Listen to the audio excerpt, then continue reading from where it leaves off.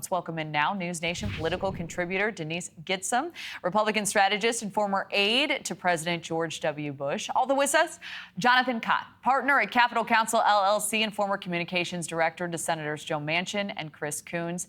Thank you both for being here. I'd like to start with you, Denise. You know, how significant is President-elect Trump's endorsement of House Speaker Mike Johnson? What do you make of the Republicans also who say they're not sure about how they're going to cast their ballot?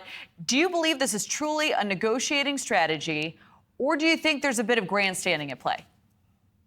Well, Happy New Year. It's great to be on with you. You know, I think that President Trump has shown that he's very loyal to people who stand by him in his worst moments. And I will never forget seeing Mike Johnson stand behind him in May of this year when he was going through some of his worst times in the legal battles in Manhattan. And he voraciously defended President Trump when a lot of his supporters were nowhere to be seen or people were just piling on him. And so I think that he's proven that he's willing to go to bat for those who've stood with him. And I think that that's going to hold a lot of water with those who want to earn his favor. You know, you've seen some legislators come out and say, well, we really want to defend and support and really help President Trump get his agenda done in the new year. Well, President Trump has just laid down the marker and said, then get behind Mike Johnson.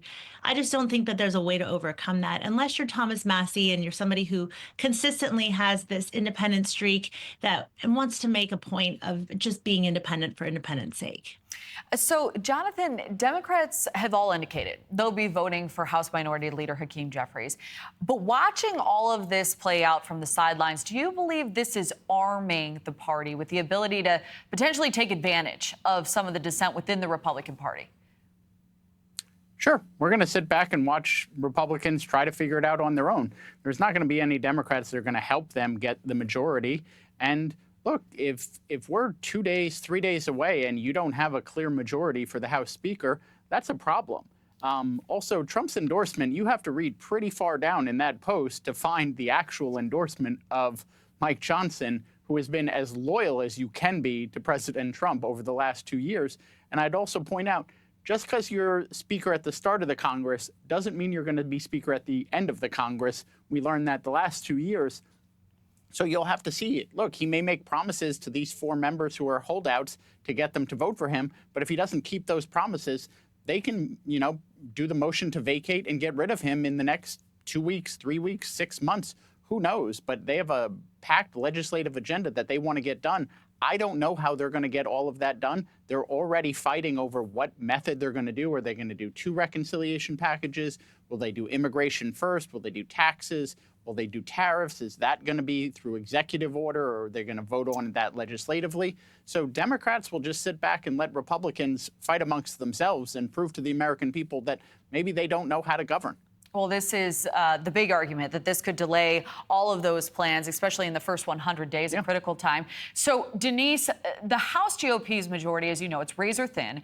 A top concern we keep hearing from those who have spoken out on the Republican side is spending.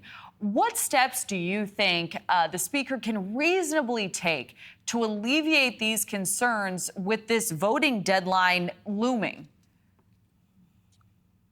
You know, spending is something that I think that we're looking to President Trump to really crack down on through DOGE. There's been so much conversation about really making our government more efficient and cutting spending.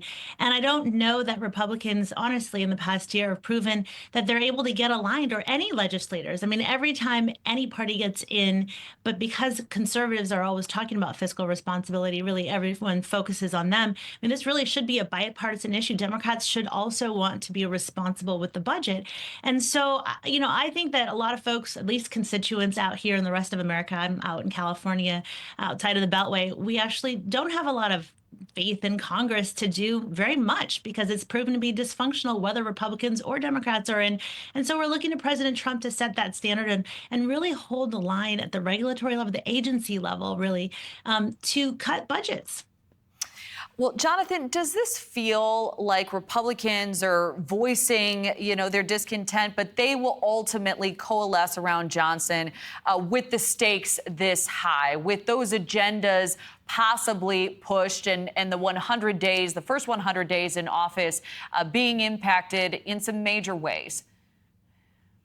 You would think they would, but that's the easy part. Getting him in there is the easy part. You also have to get him in there so you can certify the presidential election.